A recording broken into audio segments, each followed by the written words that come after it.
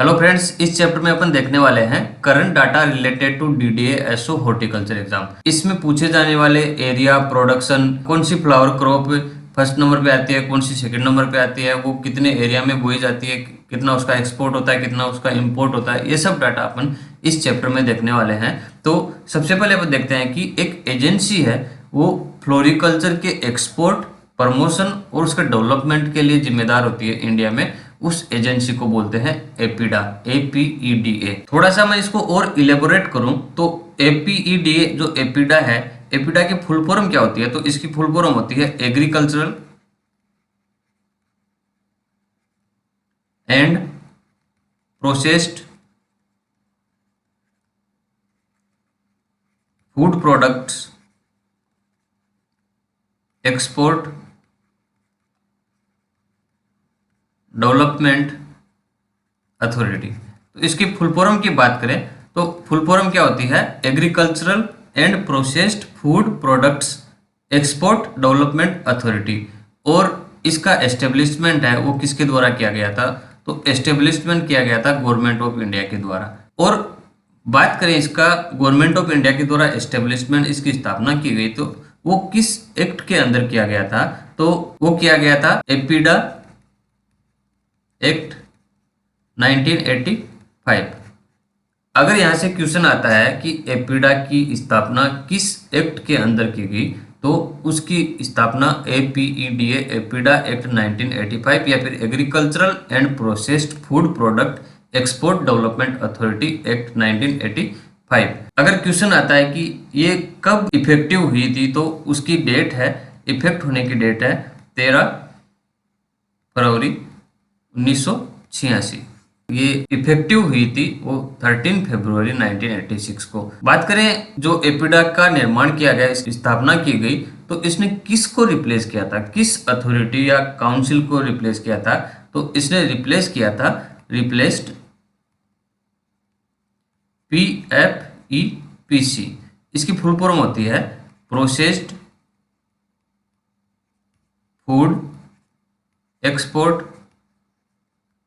Promotion council.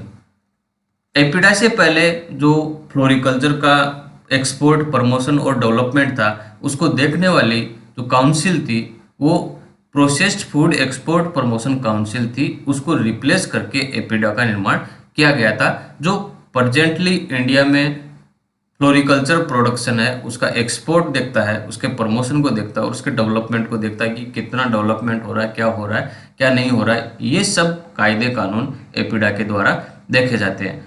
तो यहाँ से क्वेश्चन कौन कौन से निकल सकते हैं? एक तो सबसे पहला क्वेश्चन ये निकल सकता है। फिर दूसरा कि ये कब इफेक्टिव हुई थी? तो 13 फरवरी 1986 में। और किस एक्ट के अंदर एपीडा का निर्माण किया गया था? तो एपीडा का निर्माण एपीडा एक्ट 1985 में। और इसने किस अथॉरिटी को या किस काउंसिल को रिप्लेस किया था? तो उसने PFEPC काउंसिल को रिप्लेस किया था। यहाँ से इतने ऑब्जेक्टिव क्वेश्चन आपके निकलते हैं। फिर बात करते हैं floriculture as a sunrise industry. देखिए यहाँ से एक क्वेश्चन निकलने वाला है कि किस इंडस्ट्री को या किस एग्रीकल्चर सेक्टर को सनराइज इंडस्ट्री के रूप में देखा जा रहा है? सनराइज क्यों बोलते हैं? सन मतलब सूर्य और राइज मतलब उगना, अर्थात सूर्य का उदय होना। इसको सनराइज इंडस्ट्री क्यों बोलते हैं? क्योंकि इसने जो इसका इम्प्रूवमेंट है, इसका प्रोडक्शन, प्रोडक्टिविटी है, और मेनली ये क्या है, ये फुल्ली कॉमर्शियल पर्पज के लिए उपयोग में ली जाती है। तो इसको क्या है, इंडियन गवर्नमेंट ने एक उगता हुआ सूर्य के रूप में इसको देखा है, क्योंकि ये फुल्ली कॉमर्शियली पर्पज के लिए काम में ली जाती है। तो यहाँ से अगर क्वेश्चन आए कि किस एग्रीकल्चरल सेक्टर को या किस ब्रांच को सनराइज इंडस्ट्री के रूप में देखा जाता है, तो आपको चार ऑप्शन बना दिए जाते हैं कि हॉर्टिकल्चर, फ्लोरिकल्चर, ओलेरिकल्चर, ये सब बना दिए जाते हैं। तो इसमें आंसर आएगा इसका, फ्लोरिकल्चर को सनराइज इंडस्ट्री के रूप में देखा जाता है। फिर दूसरा क्वेश्चन क्या निकल सकता है कि किस सेक्टर को 100% एक्सपोर्ट ओरिएंटेड स्टेटस के रूप में दिया जाता है? तो उसका आंसर भी फ्लोरिकल्चर है। और as a high growth industry, इसका ग्रोथ है वो बहुत ज़्यादा है, मैं आपको आगे इसमें बताऊंगा। तो यहाँ से ये इतने ऑब्जेक्टिव क्वेश्चन निकल सकते हैं। देखिए आपको ये सब याद करना ही पड़ेगा, क्योंकि करंट डाटा है, करंट डाटा को आपको याद करना ही पड़ेगा, इसका कोई दूसरा उपाय नहीं है। फिर बात करते हैं अपन production share of various horticultural crops in total horticulture production, अर्थात इंडिया में जितना हॉर्टिकल्चर प्रोडक्शन होता है उसमें अलग अलग सेक्टर का कितना प्रतिशत होता है। तो बात करें स्पाइसेस की, जो मसाले होते हैं, स्पाइसेस होती हैं, स्पाइसेस कितना प्रतिशत हिस्सा रखते हैं, तो ये रखते हैं 2.6% हिस्सा स्पाइसेस को होता है। और प्लांटेशन क्रॉप का होता है 5.8%, और फ्लावर्स एंड एरोमेटिक क्रॉप्स का होता है इसमें 1.2%। और बात करें वेजिटेबल्स की, तो वेजिटेबल होती है 59.2%, और फ्रूट्स होते हैं वो 31.2%। देखिए यहाँ से क्वेश्चन कैसा निकलता है कि अपन बात कर रहे हैं DDA-SO की, तो इसमें मेजर पोर्शन होता है वो फ्लोरिकल्चर, लैंडस्केपिंग, ये सब पोर्शन होते हैं, इसमें वेजिटेबल फ्रूट्स इसके बारे में नहीं आता है। तो यहाँ से इम्पोर्टेंट क्वेश्चन क्या है ये कि टोटल हॉर्टिकल्चरल प्रोडक्शन में फ्लावर्स एंड एरोमेटिक्स का कितना प्रतिशत प्रोडक्शन शेयर होता है, तो इसका आंसर जाएगा 1.2%। और अदर क्वेश्चन की बात करें तो अदर क्वेश्चन में क्या है कि वेजिटेबल का कितना प्रोपोर्शन होता है प्रोडक्शन शेयर में, तो इसका आंसर है 59.2%। और फ्रूट्स का कितना प्रतिशत प्रोडक्शन शेयर होता है, तो इसका आंसर है 31.2%। और एक तीसरा क्वेश्चन ऐसे भी आता है कि वेजिटेबल और फ्रूट्स मिलके लगभग कितना प्रतिशत आपका शेयर बनाते हैं, तो ये लगभग होता है 90% शेयर आपका टोटल हॉर्टिकल्चरल प्रोडक्शन का ये दोनों मिलके बनाते हैं। तो यहाँ से ये इतने आपके ऑब्जेक्टिव क्वेश्चन निकल गए। फिर आगे बात करते हैं अपन worth of Indian floriculture market, अर्थात इसका कितना वर्थ है। तो वर्थ की बात करें तो 2017 की बात देखो, तो 2017 में इंडियन फ्लोरिकल्चर मार्केट था, उसका वर्थ था 130 बिलियन रुपीज। और बात करें अपन 2018 की, तो 2018 में इंडियन फ्लोरिकल्चर मार्केट कितना था, ये था 157 बिलियन रुपीज। और बात करें 2019 की, तो 2019 में ये था 188.7 बिलियन रुपीज। ठीक है, तो आपका अगर कोई क्वेश्चन आए कि 2017 में कितना वर्थ था, 2018 में कितना था, 2019 में कितना था, मैंने आपको सारा लेटेस्ट डाटा बता दिया है। अब क्वेश्चन क्या निकलता है, क्वेश्चन निकलता है कि इंडियन फ्लोरिकल्चर मार्केट है, जो उसका वर्थ है या फिर उसका प्रोडक्ट्स जो भी मान लें कि वो कितने प्रतिशत से इंक्रीज हो रहा है, उसमें ग्रोथ रेट क्या है। तो बात करें अपन ग्रोथ रेट की, तो अगर 2018-19 की देखें, देखिए ग्रोथ रेट कैसे निकालते हैं, इसमें अपन क्या करते हैं, इसमें 2019 का डाटा लेंगे, 2018 का डाटा लेंगे और नीचे रखेंगे इनिशियल डाटा 2018 का डाटा। तो देखिए इसमें 2019 का डाटा है 188.7 बिलियन और 2018 का डाटा कितना है, इसमें 157 बिलियन। ठीक है, अब इनिशियल डाटा अर्थात 2018 का डाटा 157 बिलियन, तो सोल्व करने से अपने को क्या मिलेगा, अपने को मिलेगा 20.19% इसका ग्रोथ रेट है। तो अगर क्वेश्चन आए कि इंडियन फ्लोरिकल्चर मार्केट है वो किस रेट से ग्रोथ कर रहा है, तो 2018-19 में इसने 20.19% ग्रोथ रेट अर्जित की थी, एक्वायर्ड की थी। और बात करें ग्लोबल फ्लावर मार्केट की, तो ग्लोबल फ्लावर मार्केट 2017 में कितना था, इसका जो वर्थ था वो था 67.3 बिलियन $।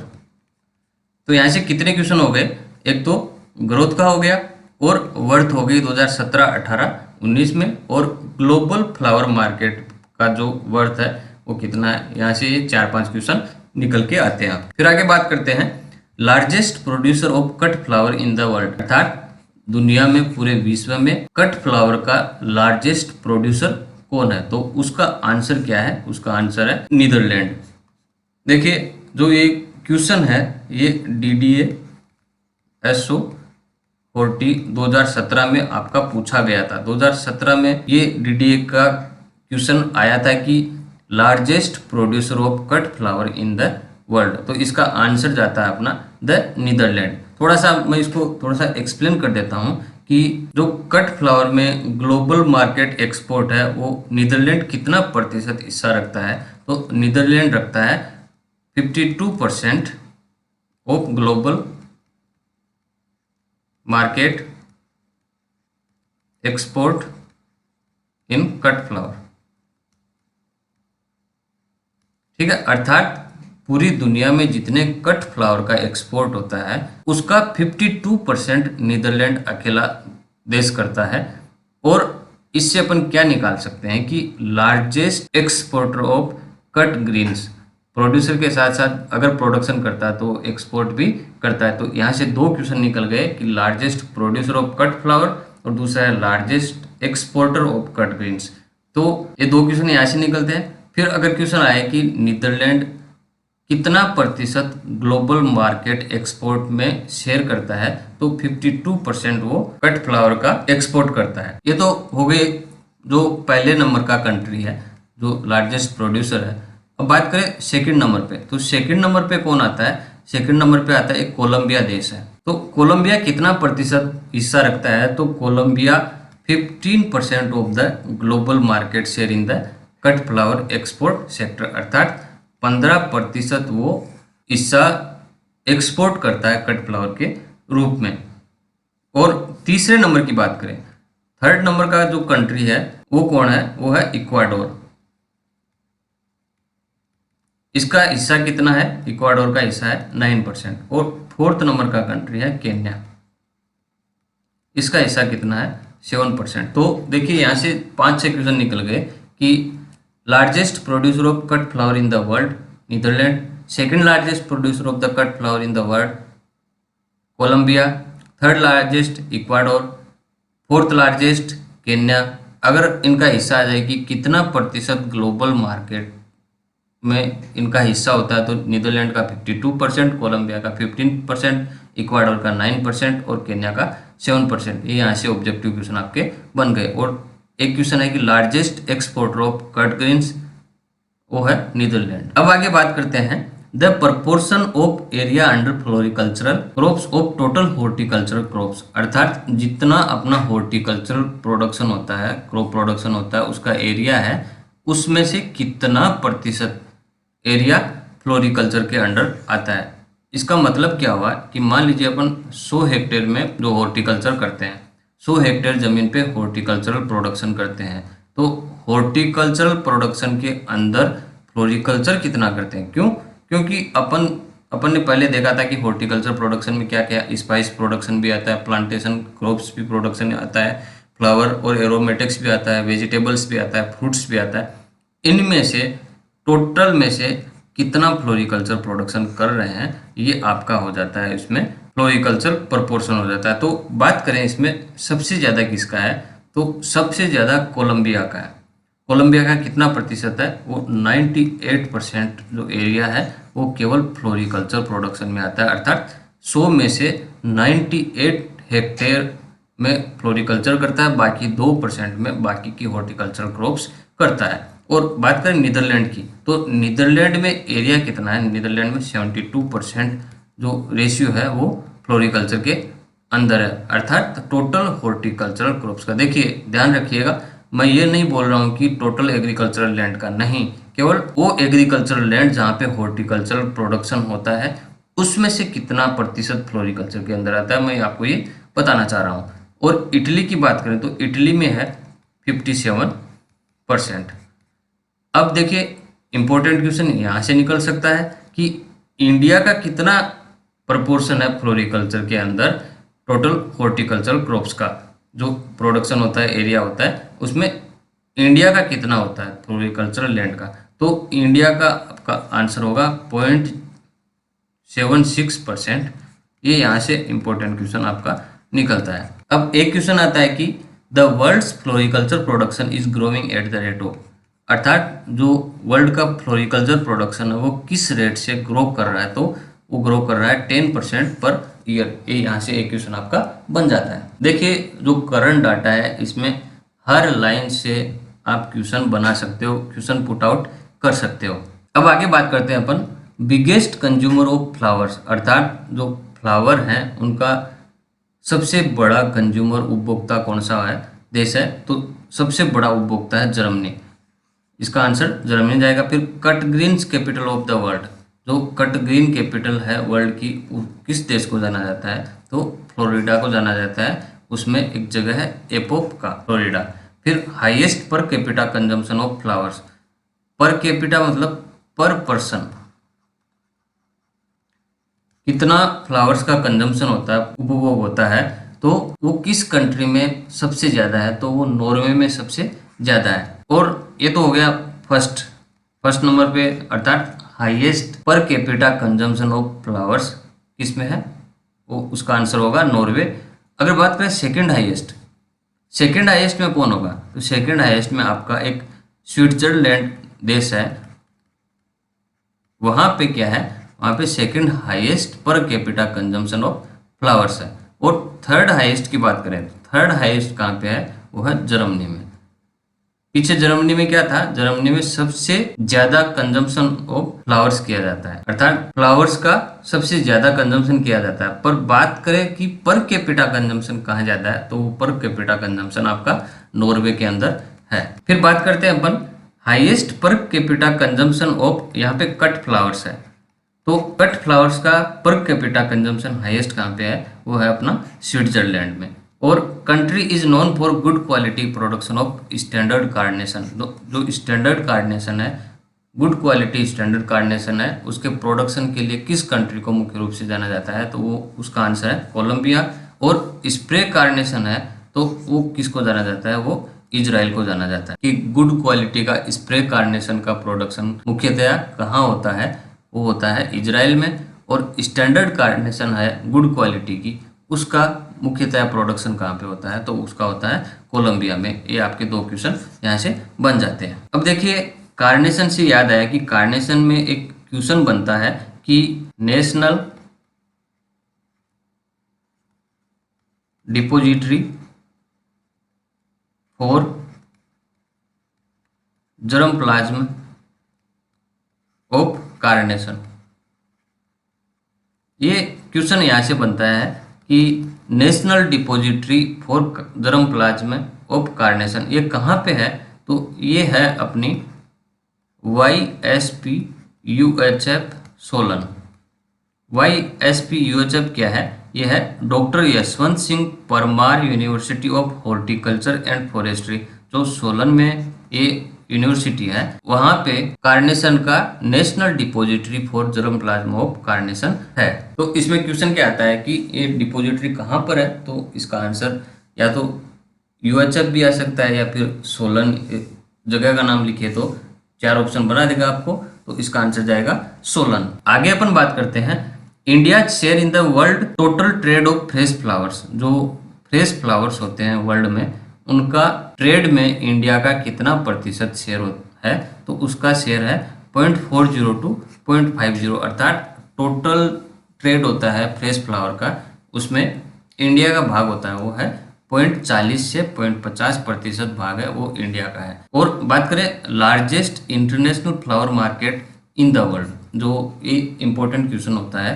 कि सबसे बड़ा फ्लावर मार्केट है विश्व का, वो कहाँ पर है, तो वो आपका नीदरलैंड में है। और उस मार्केट का नाम क्या है, उस मार्केट का नाम है आल्समीर फ्लावर ऑक्शन। और ये जो मार्केट है आल्समीर फ्लावर ऑक्शन, ये किसके द्वारा ओन किया जाता है, अर्थात इसका ओनर कौन है, इसका ओनर है फ्लोरा हॉलैंड। और फ्लोरा हॉलैंड कहाँ पे है, ये नीदरलैंड में। तो यहाँ से कितने क्वेश्चन बन गए आपके कि एक तो सबसे बड़ा फ्लावर मार्केट है वर्ल्ड में वो कहाँ पे है, वो नीदरलैंड में है, और कौन सा है, वो है आल्समीर फ्लावर ऑक्शन। और इसका ओनर या ये किसके द्वारा ओन किया जाता है, तो ये फ्लोरा हॉलैंड है, एक लिमिटेड कंपनी है फ्लोरा हॉलैंड, उसके द्वारा इसको संचालित किया जाता है, उसको ऑर्गेनाइज किया जाता है, इसका रेगुलेशन फ्लोरा हॉलैंड के द्वारा किया जाता है। तो यहाँ से इतने क्वेश्चन आपके बन गए। फिर बात करते हैं अपन dominant floriculture exports from India, अर्थात जो फ्लोरिकल्चरल प्रोडक्ट्स हैं उनमें सबसे ज़्यादा एक्सपोर्ट किसका किया जाता है, तो सबसे ज़्यादा एक्सपोर्ट किया जाता है fresh and dried cut flowers का एक्सपोर्ट किया जाता है। फिर floriculture production under both conditions कौन कौन सी हैं? पहली है ओपन एयर कंडीशन अर्थात ट्रेडिशनल फ्लोरिकल्चर प्रोडक्शन, और दूसरा है कंट्रोल्ड कंडीशन। कंट्रोल्ड का मतलब ग्रीन हाउस गैसेज में, अर्थात वहाँ के माइक्रो क्लाइमेट को या माइक्रो एनवायरनमेंट को वहाँ पे अपन चेंज करके अगर फ्लोरिकल्चर प्रोडक्शन करें तो उसको बोलते हैं कंट्रोल्ड कंडीशन के अंदर उनका प्रोडक्शन, अर्थात ग्रीन हाउस के अंदर उनका प्रोडक्शन। तो देखिए यहाँ से क्वेश्चन किस टाइप का आ सकता है कि आपको 4 ऑप्शन दे देगा कि कौन सा क्रॉप है या कौन सा फ्लोरिकल्चर प्लांट है जिसको कंट्रोल्ड कंडीशंस के अंदर ग्रो किया जाता है, या फिर कौन सा फ्लोरिकल्चर प्लांट है जिसको ओपन एयर कंडीशन के अंदर या ट्रेडिशनल वे में उसको उत्पादित किया जाता है। तो मैं आपको कुछ इनके एग्जाम्पल बता देता हूँ जो ओपन एयर कंडीशंस में है, उनके एग्जाम्पल आपको बता देता हूँ। इसमें सबसे पहला है क्राइसेंथेमम,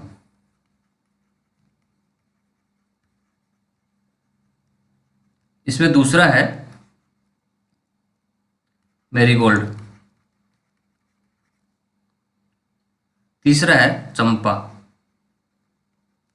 चौथा है रोज, पांचवा है ट्यूबरोज, छठवां है इसमें एस्टर, सातवां है इसमें जेस्मिन, और आठवां है इसमें क्रोसेंड्रा। ये इनमें से अगर 4 ऑप्शन बना के दे दिया जाए कि कौन सा है कौन सा नहीं है, तो ये इनके जो ओपन एयर कंडीशंस में फ्लोरिकल्चर प्रोडक्शन होता है तो वो इन क्रॉप्स का आपको आंसर दे देते हैं। इनमें से कोई भी आप सही आंसर चुन के इसको टिक लगा सकते हैं। फिर बात करें कंट्रोल्ड कंडीशन की, यहाँ से क्वेश्चन बनता है, ये ज़्यादा नहीं पूछा जाता है, पर कंट्रोल्ड या ग्रीन हाउस के जो ग्रीन हाउस प्रोडक्शन है वो उसमें पूछा जाता है। तो इसमें मुख्यतः जो जरबेरा होता है, जरबेरा, और दूसरा है इसमें कार्नेशन, इन दो का ग्रीन हाउस के अंदर ज़्यादा प्रोडक्शन किया जाता है। तो यहाँ से इंपॉर्टेंट क्वेश्चन उठ सकता है आपका। अब बात करते हैं area under floriculture production in India. जो फ्लोरिकल्चर है प्रोडक्शन है उसके अंदर कितना एरिया इंडिया में है। तो 2015-16 की बात करें, 2015-16 में 249,000 हेक्टेयर था, 2016-17 में ये 280 हुआ, और 2017-18 में हुआ है 324,000 हेक्टेयर। अर्थात इसमें फ्लोरिकल्चर के अंदर जो एरिया है वो बढ़ रहा है। अब आपको डाटा देखिए, क्वेश्चन में डाटा 2017 का भी पूछ सकता है, 16 का भी पूछ सकता है, 18 का पूछ सकता है, आप तीनों को याद करके रखिए। और जो अपनी एपीडा की साइट है, एपीडा की साइट में 2017-18 का प्रोडक्शन नहीं दिखा रखा है, 2015-16 है, उसमें एक प्रोडक्शन का डाटा दिखा रहा है कि लूज फ्लावर है उनका कितना प्रोडक्शन था 2015-16 में। तो बात करूं मैं लूज फ्लावर की, तो लूज फ्लावर का प्रोडक्शन था 1,659,000 टन। और बात करूं इसमें कट फ्लावर्स की, तो ये कट फ्लावर्स का प्रोडक्शन कितना था, वो 484,000 टन। देखिए, अगर एग्जाम सेट करने वाला एपीडा की साइट से डाटा उठाता है कि इससे यहाँ से मेरे को डाटा देना है, तो मैं आपको बता देता हूँ कि 2015-16 में 249,000 हेक्टेयर फ्लोरिकल्चर के अंडर एरिया था, और उस टाइम लूज फ्लावर का प्रोडक्शन था 1,659,000 टन, और कट फ्लावर का प्रोडक्शन था 484,000 टन। ये आपका प्रोडक्शन था।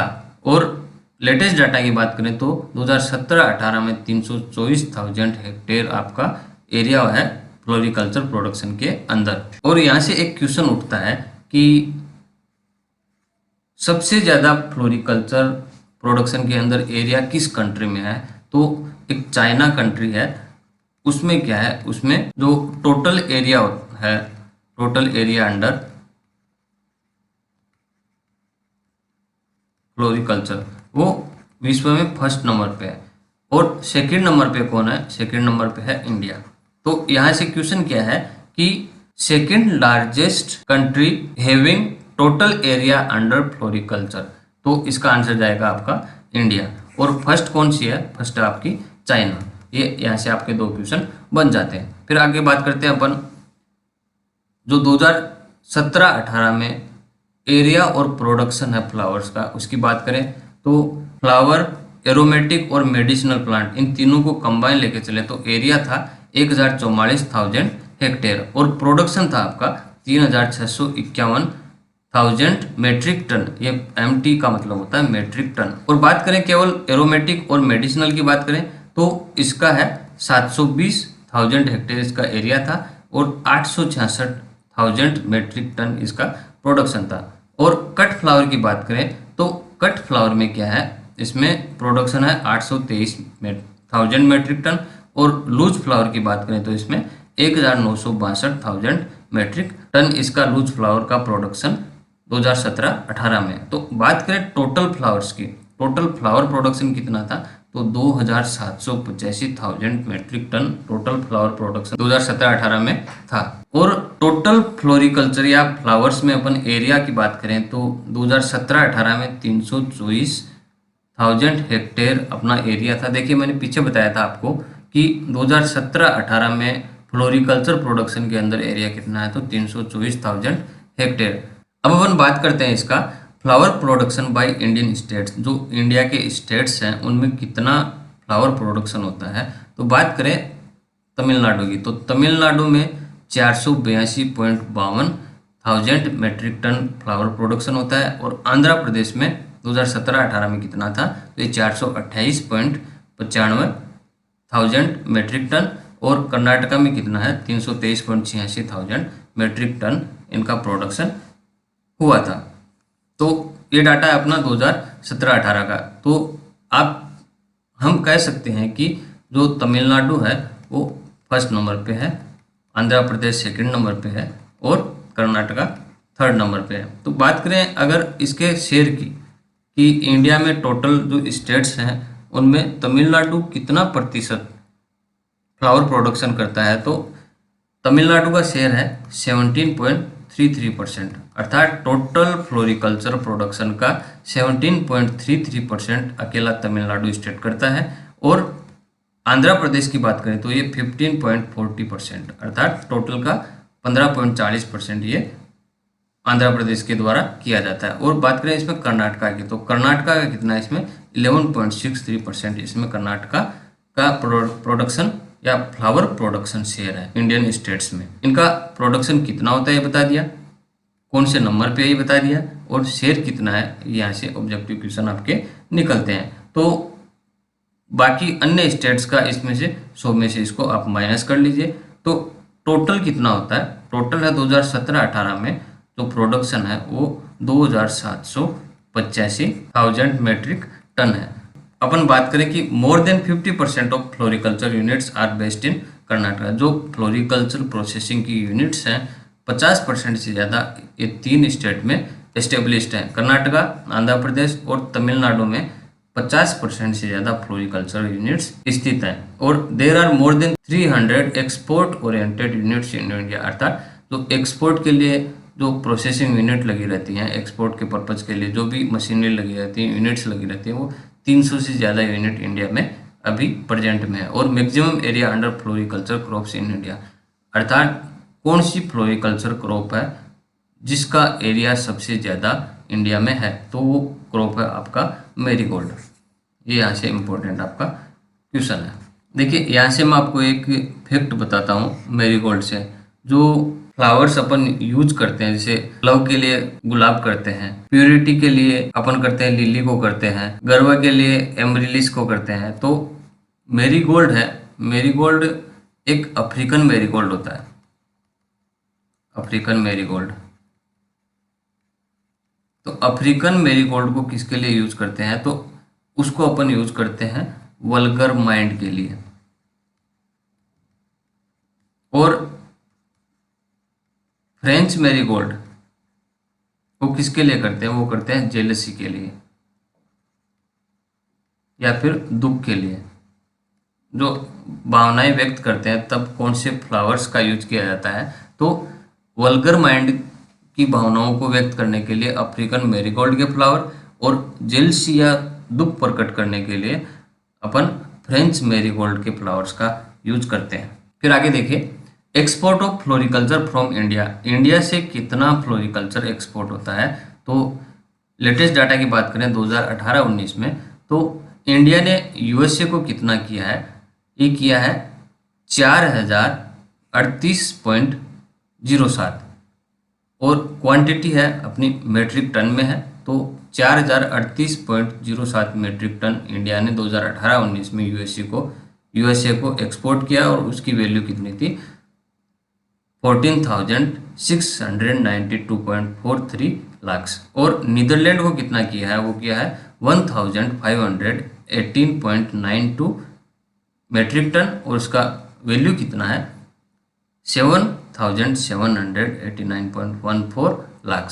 और यूके को कितना किया है? यूके को किया है 1,530.01 मेट्रिक टन और उसका वैल्यू आपका 4,470.63 या 63 लाख है, वो आपका इसका वैल्यू हो गया। तो यहाँ से आप क्या अनुमान लगा सकते हैं कि सबसे ज़्यादा फ्लोरिकल्चर एक्सपोर्ट कहाँ किया है इंडिया ने? वो सबसे ज़्यादा किया है यूएसए को, फिर नीदरलैंड को, फिर यूके को। ये फर्स्ट नंबर पे है, सेकंड नंबर पे है, थर्ड नंबर पे आपका ऑब्जेक्टिव क्वेश्चन यहाँ से बन जाते हैं कि सबसे ज़्यादा इंडिया का जो एक्सपोर्ट एवेन्यू है फ्लोरिकल्चर में वो कौन सा है? तो वो है USA, United states of America. अब अपन मान लीजिए आपको डाटा 2017-18 का पूछ ले, तो 17-18 का डाटा मैं थोड़ा सा आपको बता देता हूँ।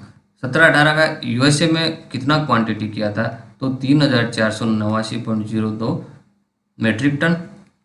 और नीदरलैंड में कितना किया था? तो नीदरलैंड की बात करें तो 1,855.00 मेट्रिक टन।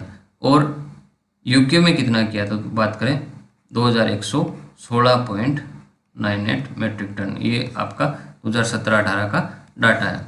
अब एक क्वेश्चन आता है कि इंडिया का टोटल एक्सपोर्ट कितना है फ्लोरिकल्चर का? तो टोटल एक्सपोर्ट है 19,726.57 मेट्रिक टन। ये टोटल एक्सपोर्ट इंडिया का फ्लोरिकल्चर का है। और मेजर एक्सपोर्ट डेस्टिनेशन अर्थात कहाँ पे ज़्यादा एक्सपोर्ट करता है इंडिया? तो मैंने आपको बता दिया था, यूएसए पहला, नीदरलैंड दूसरा, यूके तीसरा, बाकी जर्मनी, यूनाइटेड अरब अमीरात, ये सब कंट्री आते हैं वहाँ जहाँ पे इंडियन फ्लोरिकल्चर प्रोडक्ट एक्सपोर्ट किए जाते हैं। इसमें देखिए आपका टोटल एक्सपोर्ट ऑफ फ्लोरिकल्चर कितना है, ये आपका इम्पोर्टेंट क्वेश्चन है उसमें। फिर कहाँ पे सबसे ज़्यादा आपका फ्लोरिकल्चर एक्सपोर्ट किया जाता है? तो उसको आंसर आता है आपका यूएसए। ये भी आपका इम्पोर्टेंट क्वेश्चन है। अब बात करते हैं अपन import of floriculture in India. India में फ्लोरिकल्चर प्रोडक्ट्स हैं, उनका इम्पोर्ट किन किन कंट्रीज से होता है मेनली? तो मेनली है नीदरलैंड। नीदरलैंड से 2017-18 में 1,988.73 मेट्रिक टन और उसका वैल्यू था 4,327.04 लाख। और थाईलैंड से 2,016.29 मेट्रिक टन और उसका वैल्यू था 3,732.17 लाख। और चाइना से कितना किया इंपोर्ट? 1,014.22 मेट्रिक टन इसने इंपोर्ट किया और उसका वैल्यू था 1,605.50 लाख। देखिए यहाँ से क्वेश्चन आपका डाटा पूछे या ना पूछे, ऐसा क्वेश्चन आ सकता है कि सबसे बड़ा फ्लोरिकल्चर एक्सपोर्टिंग कंट्री तो इंडिया को फ्लोरिकल्चर प्रोडक्ट्स उपलब्ध करवाता है, तो उसमें क्या सीक्वेंस रहेगा? सबसे ज़्यादा कौन सा है इसमें? थाईलैंड। तो सबसे बड़ा कौन सा हो गया? थाईलैंड। और दूसरा है अपना नीदरलैंड, तीसरा है अपना चाइना। ये किस में? ये क्वांटिटी के पर्पज से, अर्थात क्वांटिटी के हिसाब से। अगर हम बात करें वैल्यू के हिसाब से, बाय वैल्यू, तो प्राइस में कौन सा है? प्राइस में सबसे ज़्यादा नीदरलैंड है, दूसरा आपका थाईलैंड है, तीसरा आपका चाइना। ये आपके यहाँ से क्वेश्चन बनने की संभावना रहती है। फिर अपन बात करते हैं in India first website for auctioning of flower. जो फ्लावर ऑक्शनिंग होती है, नीलामी होती है, उनके लिए सबसे पहले वेबसाइट कौन सी थी? सबसे पहली वेबसाइट कौन सी थी? वो किसके लिए बनी थी? तो वो बनी थी international flower auction Bangalore limited. ये जो लिमिटेड कंपनी है फ्लोरिकल्चर में ऑक्शनिंग के लिए, उसके लिए सबसे पहली वेबसाइट बनी थी। और वो कहाँ पे है? ये ये बेंगलोर में बनी थी। इसका कुछ मैं थोड़ा सा फैक्चुअल डाटा बता देता हूँ कि जो ये वेबसाइट है इस पे जो ऑक्शनिंग होती है वो ऑक्शनिंग है सबसे पहली first and largest international flower auction company in Asia. जो एशिया है, एशिया में ये international flower auction Bangalore limited है, जो कंपनी है वो सबसे पहली है ये ऑक्शनिंग के लिए और सबसे बड़ी इंटरनेशनल फ्लावर ऑक्शनिंग कंपनी है एशिया में। यहाँ से क्वेश्चन कैसा निकलता है? क्वेश्चन निकलता है कि जो इंडिया की फर्स्ट वेबसाइट कौन सी है फ्लावर ऑक्शनिंग के लिए, तो वो कहाँ बनी थी? तो वो बनी थी बेंगलोर में। यहाँ से ये क्वेश्चन निकलता है। और अपन जानते हैं बेंगलोर को दूसरे नाम से किस नाम से जाना जाता है? दूसरा नाम है गार्डन सिटी ऑफ इंडिया। यहाँ से अगर क्वेश्चन आए कि गार्डन सिटी ऑफ इंडिया किस जगह को बोलते हैं, तो उसका आंसर जाता है आपका बेंगलोर। और जो international flower auction Bangalore limited है, ये कब एस्टेब्लिश्ड हुई थी? तो ये 2002 को एस्टेब्लिश्ड हुई थी। अब आगे बात करें अपन company form for mass propagation of ornamentals. जो ऑर्नामेंटल्स होते हैं उसके मास प्रोपेगेशन के लिए कौन सी कंपनी थी? तो वो थी एवी थॉमस कंपनी। और organisation having research mandate on floriculture in micro propagation of ornamentals, तो वो है BARC Bhabha atomic research centre Bombay. और national depository for germplasm of carnation, मैं आपको बता चुका हूँ, वो आपका सोलन में है। और क्राइसेंथेमम के लिए जो नेशनल डिपोजिटरी है जर्म प्लाज्मा की, वो है NBRI लखनऊ। NBRI का फुल फॉर्म क्या है? NBRI है नेशनल बोटेनिकल रिसर्च इंस्टीट्यूट। और ये कहाँ पे है? ये आपकी लखनऊ में। तो कार्नेशन के लिए कहाँ पे है? कार्नेशन के लिए जो अपना YSPUHF सोलन था, अर्थात doctor Yashwant Singh Parmar university of horticulture and forestry, जो सोलन में स्थित है। तो कार्नेशन के लिए जो national depository for germ plasma है वो सोलन में है। और क्राइसेंथेमम के लिए कहाँ पे है? वो NBRI national botanical research institute जो लखनऊ है वहाँ पे इसका डिपोजिटरी है। फिर अपन बात करते हैं, एक साइंटिस्ट थे डॉक्टर BP पाल। डॉक्टर BP पाल का पूरा नाम क्या था? उसका डॉक्टर बेंजामिन पियरे पाल। उनका जन्म कहाँ हुआ था? वो हुआ था मुकुंदपुर पंजाब में हुआ था। कब हुआ था? 26 मई 1906 को उनका जन्म हुआ था। और वो फर्स्ट DG ऑफ ICR भी रह चुके हैं, जो डायरेक्टर जनरल है ICR के, वो भी रह चुके हैं। तो क्वेश्चन आता है कि फर्स्ट DG ऑफ ICR, तो उसका आंसर जाएगा आपका डॉक्टर BP पाल या बेंजामिन पियरे पाल। और अगर लेटेस्ट DG की बात करें तो अभी DG कौन है? तो वो है डॉक्टर त्रिलोचन मोहपात्रा। देखिए ये डाटा चेंज होते रहते हैं, तो आप क्या है एग्ज़ाम होने से पहले ICR की वेबसाइट पे जब अबाउट अस में जाएंगे तो वहाँ क्या होगा, आपका union minister, state minister, DG, सारे डिपार्टमेंट्स के हेड होते हैं, उनका नाम लिखा होगा। वहाँ से आप इसको देख के जाइएगा ताकि आपको डाटा में कंफ्यूज ना हो। क्या होता है कि 20 दिन पहले DG चेंज हो चुके हैं और एग्ज़ाम हो रही है, अपन पिछला याद किए हुए, तो आपको वो क्वेश्चन गलत हो सकता है। अब बात करते हैं contribution in breeding of rose and bougainvillea crops. देखिए यहाँ से क्वेश्चन निकलता है कि कौन से साइंटिस्ट हैं जो रोजेरियन या फिर रोज या बोगनवेलिया क्रॉप्स में ब्रीडिंग में कंट्रीब्यूशन था, तो डॉक्टर BP पाल का नाम आता है। यहाँ से आंसर डॉक्टर BP पाल आता है। फिर यहाँ से एक भी क्वेश्चन निकल सकता है कि ऐसे DG का नाम बताओ, ICR के DG का नाम बताओ जिन्होंने रोज पर काम किया था, तो वो आपका आंसर जाएगा डॉक्टर BP पाल। और उन्होंने क्या किया था, जो NP809 व्हीट वेराइटी है, जो फर्स्ट वेराइटी है इन द वर्ल्ड, और उसका खासियत क्या है? खासियत है resistant to stem rust, leaf rust और स्ट्राइप रस्ट, अर्थात तीनों प्रकार के रस्ट के लिए जो रेजिस्टेंट वेराइटी है, पहली वेराइटी है, वो है NP809 और इसको डेवलप करने में, इसको बनाने में डॉक्टर बीपी पाल का बहुत बड़ा योगदान था। तो यहाँ से क्वेश्चन कितने निकल गए कि फर्स्ट डीजी और रोज ब्रीडर कौन थे, और जो तीनों रस्ट से जो रेसिस्टेंट वेराइटी है वीट की, कौन सी वेराइटी है और किसने डेवलप करवाई थी। तो ये इसका सबका आंसर जाता है डॉक्टर बीपी पाल।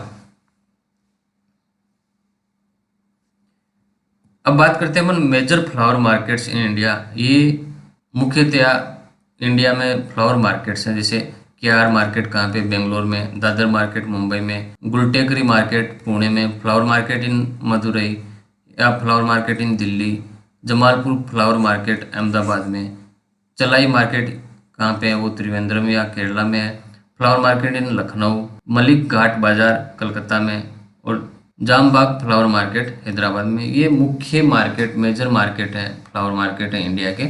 और इसके बाद में बात करते हैं most beautiful gardens around the world, अर्थात जो गार्डन हैं विश्व में इम्पोर्टेंट या मोस्ट ब्यूटीफुल है वो कौन कौन से हैं। तो ये आपके 10 गार्डन हैं, आप इनको याद कर सकते हैं। अब आगे बात करते हैं इंस्टीट्यूट्स एंड अदर ऑर्गेनाइजेशन।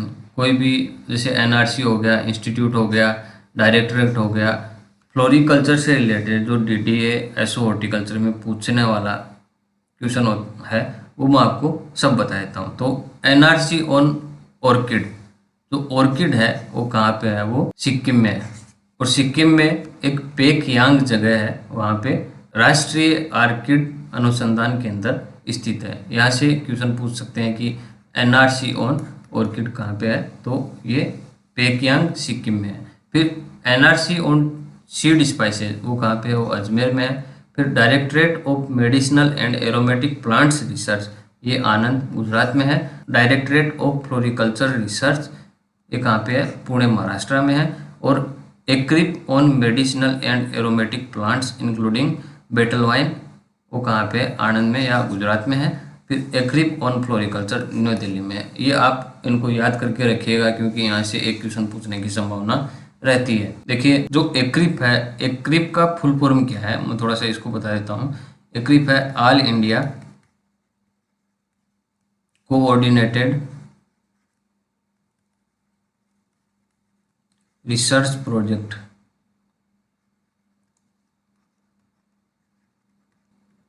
तो इसमें आपका मेन क्वेश्चन क्या आता है कि फर्स्ट एक्रिप कब स्टार्ट हुआ था। तो फर्स्ट एक्रिप किस पे था, फर्स्ट एक्रिप था आपका मेज ग्रोव पे। और कब स्टार्ट हुआ, ये 1957 में इसकी शुरुआत हुई थी। और किसके द्वारा, किसकी सहायता से इसकी शुरुआत हुई, तो एक फाउंडेशन था रॉकफेलर फाउंडेशन। देखिए ऐसे कितने क्वेश्चन बन गए कि सबसे पहला एक्रिप किस क्रॉप पे था, तो वो मेज क्रॉप पे था।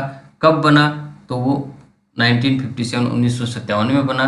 और इसकी शुरुआत किसके द्वारा की गई, तो इसकी शुरुआत एक रॉकफेलर फाउंडेशन थे, उनके एक्टिव कोलेबोरेशन से शुरुआत की गई थी।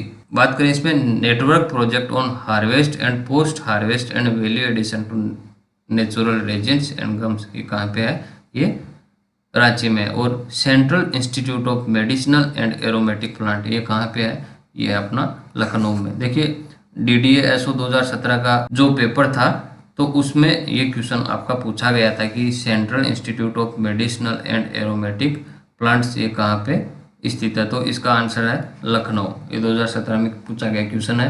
फिर नेशनल फ्लोरिकल्चर मॉडल फार्म ये कहाँ पे है, ये हिमाचल प्रदेश चाल में है। और एक इंडियन हॉर्टिकल्चर करके एक मैगजीन है, ये मैगजीन, और ये कब पब्लिश होती है, तो ये बाई मंथली है, अर्थात हर 2 महीने पे इसको पब्लिश किया जाता है। और कब स्टार्ट किया गया था इसको स्टार्ट किया गया था 1956 में पहली बार इसकी शुरुआत हुई थी। तो इंडियन हॉर्टिकल्चर क्या है, यह एक प्रकार की मैगजीन है जिसको बाई मंथली हर 2 महीने के ऊपर इसको पब्लिश किया जाता है। और सबसे पहले शुरुआत इसकी कब हुई थी, तो 1956 में इसकी शुरुआत हुई थी। फिर बात करते हैं अपन जर्नल ऑफ ऑर्नामेंटल हॉर्टिकल्चर। ये एक प्रकार का जर्नल है और ये किसके द्वारा किसका पब्लिकेशन है, तो ये है Indian society of ornamental horticulture ISOH, इसका ये पब्लिकेशन है।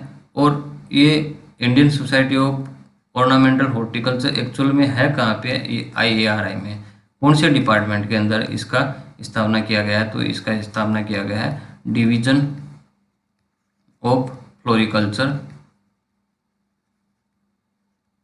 And landscaping.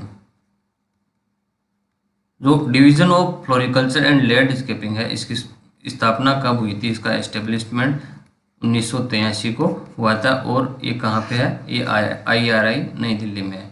और ये जो जर्नल है ये क्वार्टरली पब्लिश होता है। क्वार्टरली मतलब हर 3 मंथ में। जो पीछे इंडियन हॉर्टिकल्चर मैगजीन थी वो बाई मंथली अर्थात हर 2 महीने पे पब्लिश की जाती है। और जो ये जर्नल है ऑर्नामेंटल हॉर्टिकल्चर का, ये क्वार्टरली पब्लिश किया जाता है। तो ये अपना DDA-SO में पूछे जाने वाले मुख्य करंट डाटा हैं जिनको आपको याद करना पड़ेगा। और जैसे जैसे हमें नए डाटा मिलेंगे हम आपको प्रोवाइड करवाते रहेंगे, आपको अलग अलग अच्छे अच्छे डाटा जो ऑथेंटिक होते हैं। क्योंकि ऑथेंटिक साइट्स जैसे अपना एपिडा हो गया, आपका हॉर्टिकल्चर एट ए ग्लांस जो स्टैटिस्टिक्स डिपार्टमेंट लॉन्च करता है, या फिर अपनी गवर्नमेंट की जो साइट्स ऑथेंटिक साइट्स होती हैं वहाँ से जो डाटा अच्छा अच्छा मिलेगा, तो हम आपको अपडेट करते रहेंगे डे बाय डे। इसमें नए नए क्वेश्चन आपको इंक्लूड करते रहेंगे, आपको असाइनमेंट दे के आपको कर सकते हैं। क्योंकि देखिए अपने ऐप में क्या है, ऐप में हम आपको ऑनलाइन मॉनिटरिंग कर सकते हैं। आप ईमानदारी से हमारे साथ 50 दिन काम कीजिएगा, 50 दिन में आपको हम पूरा हॉर्टिकल्चर आपको अंगुलियों पे करवा देंगे। Thank you.